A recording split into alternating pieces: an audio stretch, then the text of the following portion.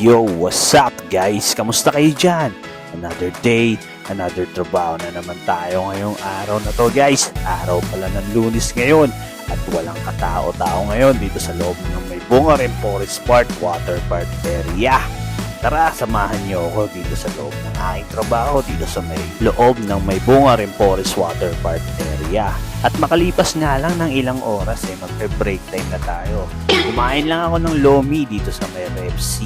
Tinay ko kung masarap ba yung lomi rito. Masarap din naman kahit na budget meal lang siya guys. Napakamura lang ng lomi dito. 25 pesos lang. Sulit na sulit. Bumili na rin ako ng Mountain Dew. Tara, kain tayo guys. Let's eat. Masarap at malinamnam din yung lomi dito guys ha. Pero hindi laging lomi ang tinda rito. Meriendahan nga pala to guys. Minsan, ang tinda nila palabok, palabon, lugaw, sopas.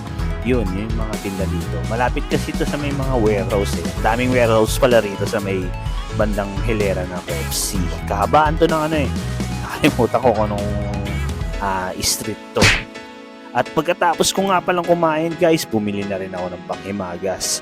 Napakamura rin ang ice cream dito guys. Itong binili kong to 25 pesos lang. Budget meal na budget meal talaga. Big shoutout doon sa tindera kay ate. Napakabait din.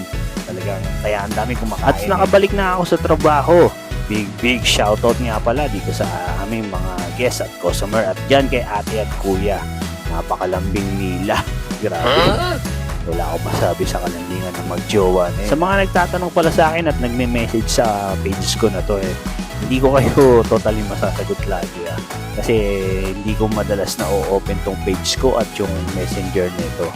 Kumbaga bihira lang ako mag-open pag nakakauwi na ako sa bahay. Hindi na kasi ako naglo-load. Kumbaga naka-wifi na kami sa bahay. Kaya doon na lang ako sa bahay nag-o-open lagi ng aking account.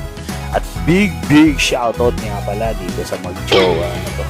Ang sweet naman nitong magjowa na to. Grabe Baka naman lang gaming kayo dyan. Grabe, babae na talaga nagpa-first move ngayon sa lalaki.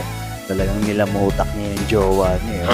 Nakakaingit din minsan pero natatawa na lang ako ng mga sandaling to dahil dinanas ko rin to dati nung kabataan ko. Teenager pa ako. Pero ngayon kasi parang baduy na tingnan nakakasiwa na. At hindi ko na wala na videoan yung transaction namin sa loob ng water park.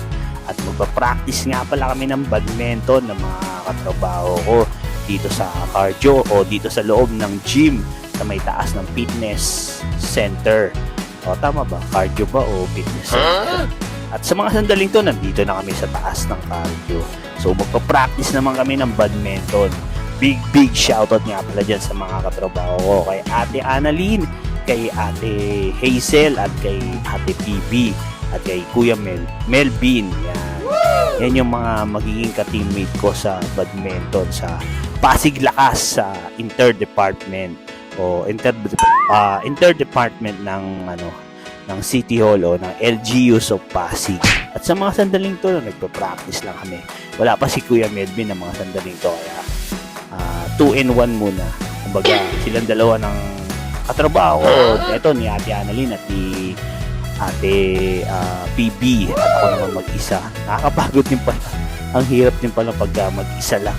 Kailangan talaga may partner ka. Pero okay lang, kinaya ko naman mag-isa dati. Joke lang baka magselos yung mahal ko. Ikaw lang ang mahal ko, mahal. Wala nang iba. Kaya huwag na magsiselos. Dati nababaduyan ako at ang sagwa pagka may nakikita ako naglalaro ng badminton. Kasi akala ko pang babae at pang bakla lang ko. Pero nung na-try ko siya ng 2023 sa interdepartment, grabe, napakasarap pa lang maglaro ng badminton, nakakalibang din. At talagang papawisan ka ng gusto at iwas pa sa injured. Unlike sa basketball, talagang may posibilidad ma-aksidente ka o ma-injured ka. Dito, bihira lang siguro ang nai-injury dito sa badminton. At sa mga sandaling to, naglalaro lang kami at pawis na rin ako. Napaka-solid ng pawis ko rito. Napakasarap maglaro ng badminton. Try nyo rin maglaro nito guys. At dito ko na rin pala tatapusin tong video na to. Maraming salamat sa lahat ng mga followers ko at mga viewers ko. At kung hindi pa kayo nakapollow sa akin, baka pwedeng i-follow nyo na rin ako. Napakalaking tulong yon sa mga kagaya kong nagsisimula pa lang sa pagiging content creator. So see you in my next vlog, guys!